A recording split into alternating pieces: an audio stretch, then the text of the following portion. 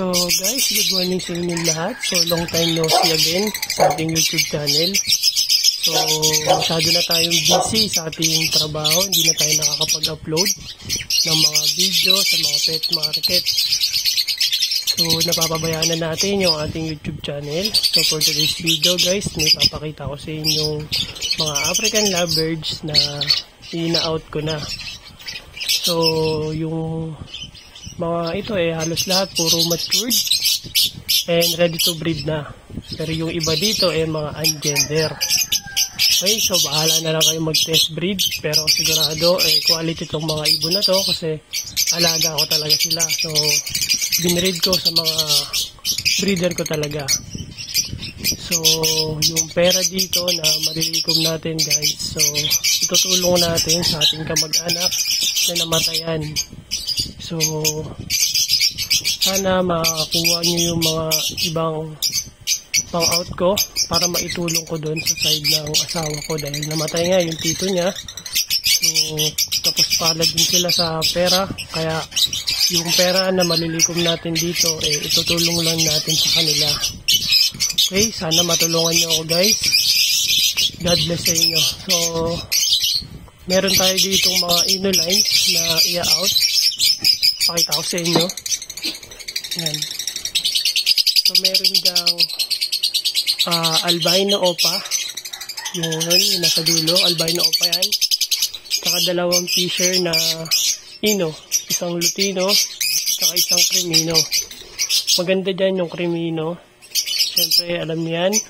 So binabangga yan sa fire blue na opa ino. Okay? Yung albino opa, maganda rin yan kasi opa na yan. Okay? Tapos dito sa baba, ito yung pinagulang ko. So project to guys sa opa dilute na pale fallow.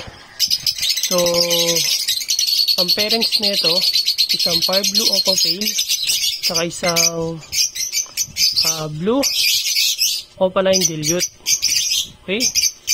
So project yan, matured na yan, i-test breed na lang to. Okay, so bahala na kayo, no? So kung makakakuha kayo dito jackpot kayo dyan. So mura lang natin to i-out.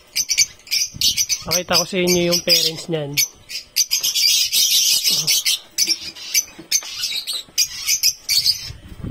So ito yung parents. Yan.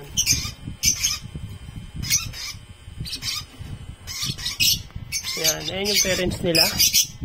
And dito, sa baba, meron tayong i-out na inolines din. Pinakita ko na to nung nakaraan kaso hindi na siya na-out gawa ng young bird pa. Meron ditong lutino, tsaka albino, tsaka isang yellow bull. Ayan. So, young bird pa to. Pero kung kukunin nyo yan, mura ko lang i-out yan. Tapos sa taas, guys, ito yung ina-out natin. Meron pa pala dito. Ito.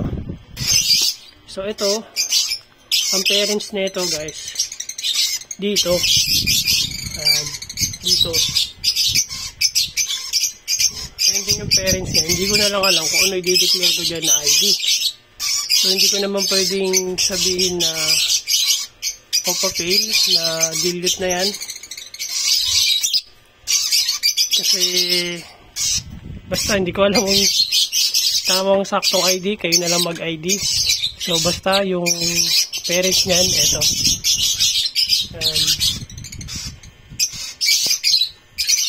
So dyan galing. Okay? Tapos meron pa dito.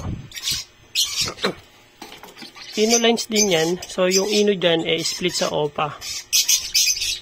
Kaso masailan kasi ito So hindi ko na ipakita sa inyo. Basta split sa opa yung lutino dyan. Okay? Tapos etong dalawa. Ayan.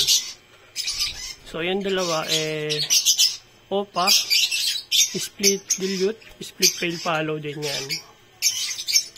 Ayan. Tapos yung iba ay halo-halo na. mga matured nandito. Yan. So may green personata wild type dito guys. So parang hento pero napaka quality nito. So inalagaan ko talaga siya. So dito siya galing sa aking green personata wild type. Ayan o. Ayan, napakaganda yan. So quality talaga yan. Ayan. Kung papatin yan, medyo umiilaw yan. Ano? Ganda. So, materialis yan. Kung makakahanap kayo ng kak na malinis din, pwedeng pwede yan. So, ang nandito guys, meron ditong yellow bull, albino, tapos 2 pale palo, and 2 opaline. Ayan. Ayan yung mga nandito. So, halos lahat, puro matured. Ayan. So, mura lang natin i-out yan kasi nga itutulong natin sa patay. So, yung malilikom pambili nila kung ano-ano, no, pangangailangan nila doon. So, guys, ang ganda talaga ng green perso ko dito. Tignan nyo.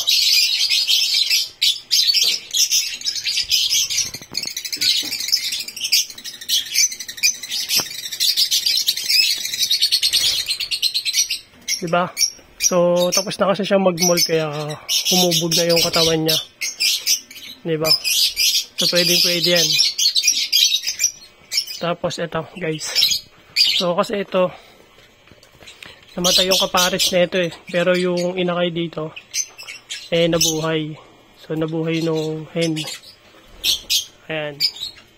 So, isang opaline na violet. Ayan. So, 2 na sila. Ayan. So, ang parents nito, ang kapares nito, isang opaline slaty. Kaya kung mapapansin nyo, yung inakay, iba yung